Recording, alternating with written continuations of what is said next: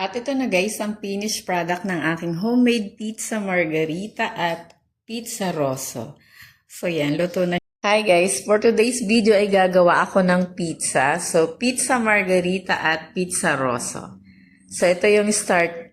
At ito naman yung next step. Nilagay ko na yung dough dito sa pan. And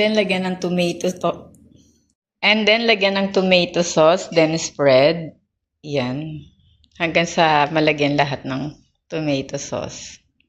Ayan, after na siya malagyan ng tomato sauce, ilalagay natin to sa oven and 5 minutes natin siyang lulutuin bago ilagay yung mozzarella sa ibabaw para sa pizza margherita. Ito na yung pizza rosso at ito naman yung pizza margherita. So matapos ko siyang lutuin ng 5 minutes yung sugo, ilagay na natin itong mozzarella sa ibabaw. And then mabilis na lang itong lutuin. Pagkatapos nating malagyan ito, ilagay ulit natin siya sa porno at in 10 minutes luto na yan.